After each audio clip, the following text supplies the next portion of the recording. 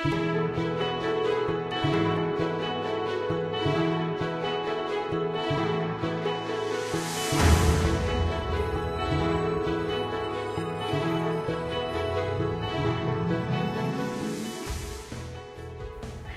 I'm Brooklyn Kaufman. Welcome to this week's Community Update. Today I'm here with Dr. Faye. Welcome, and please tell me what's going on with your hair. You know, I was thinking you were going to ask me that.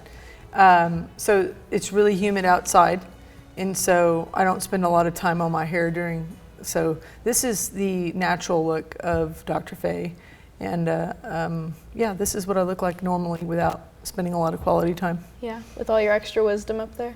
Yeah, you know, thank you for noticing. I do have some extra wisdom, the little gray highlights that are coming through, but thank you. Appreciate that you recognize that. Okay, on to the serious stuff. I know you're a huge fan of career and technical classes, and the school board heard this week about a potential partnership with Texas State Technical College that could really benefit some of our CTE students. Can you tell us a little bit more about that? Yes, and so the Deputy Superintendent, Darren Casper, myself, and board member Tammy Toby, we did a site visit to TSTC in Red Oak a couple months ago, and after visiting, we know that we eventually want to build out something really magnificent for students in our system around career and technology programming. And we don't want to wait for that to happen. And so we are going to partner with TSDC next year and offer 3 different pathways, I believe. HVAC is one of them, diesel is another one, and then I believe another one is like more of a mechanical electrical pathway. And so we're excited about that. So there will be course offerings on the course selection slip for this upcoming year. Because it is CTE programming, we will offer transportation because there is funding for that. And so we're looking to create pathways that are very different for kids and hopefully engage more kids in what can be for their future. And so we're excited about that. That's really amazing. Mm-hmm. I understand that Heritage is moving into the new classroom rings over the break. There was also approval for an additional facility at our stadium. Do you want to tell us a little bit more about what's going on there? Yes, and so Heritage has been under construction for a while. The students there have been there dealing with the noise of construction for a while. As a matter of fact, I was there today and I heard the constant banging.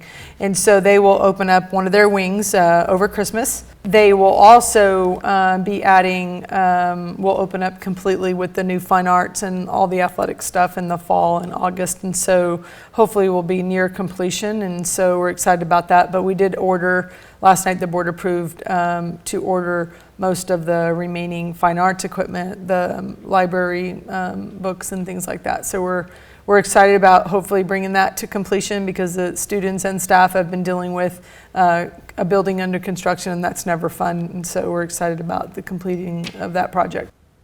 Yeah, that's super exciting. I heard a lot of campuses in the state are being completely overwhelmed with security threats.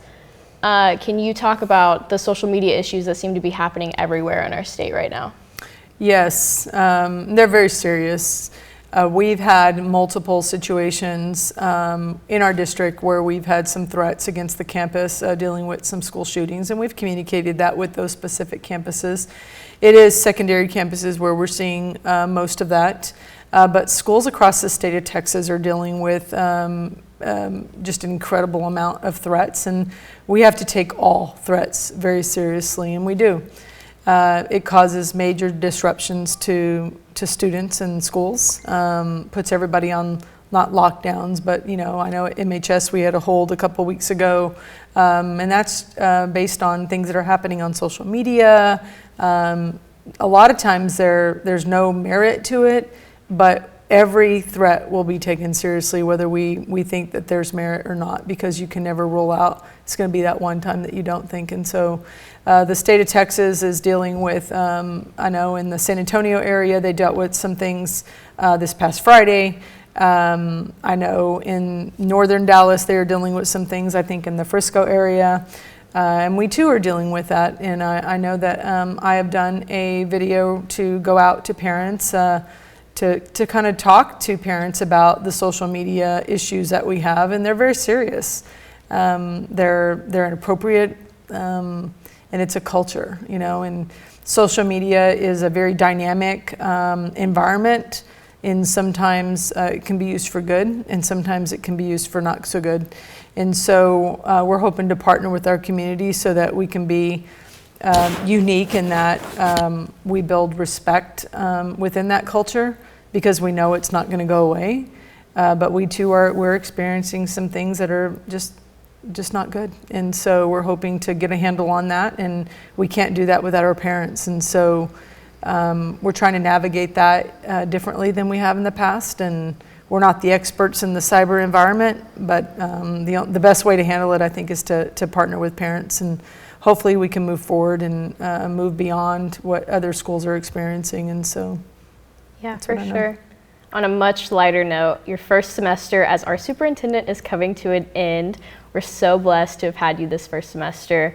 What are your thoughts at this point in the year? So I am very blessed to be here, actually, and I'm thankful to have the opportunity to lead this great district.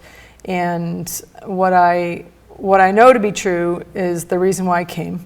And the core values of our community are really strong, and they are exactly they're exactly how I was raised, right? To respect others, and to respect staff, and to respect each other. And it seems like society in general is losing a little bit of that. I have not been true to my core, and I think I do that a lot whenever I take on a new role, especially in a new city, in a new town where I don't know people. And I've been really timid coming in that I've watched a lot and gotten to know people very differently, but I hope to begin the new semester as my true, authentic self, which you probably know differently than most students do, but I plan on being much more engaged and trying to drive the mission and the vision of the district in a whole different way, and just being true to my core, which is parents need to have a voice in education in our system, and they want to. And so I think navigating how do we make that happen in a way that's productive is going to be a kind of a key focus of mine, so that we can work together and not in isolation and not in confrontation. And so I've said it, parents are the first teacher of children. We are the second teachers of the children, and us partnering together to create great citizens for our community and for our country and for our state is really important. And so that's my hope and my dream. Moving forward, I want all kids to have fun in school, and we can't do that as long as we are dealing with conflict. We've got great people, we've got great teachers, we've got great leaders in every one of our schools. We've got a great community who wants to support everything that we're wanting to do. We have to figure out how to make all that work. And so it's not a burden, but it is a big lift. And so I will take some time to reflect on that, and to reflect on how do I bring authentic Dr. Fay to the table to drive the core values of this community, so that we can be excellent and our kids can have a quality of life when they leave us that is excellent. Yeah, for sure. I'm really looking forward to the second semester with you as our superintendent. Thank you. That is all the time that we have for you today. Thank you so much for joining me. Thank you. I hope everybody has a safe and merry break, and we'll see you guys again in January. Thank you.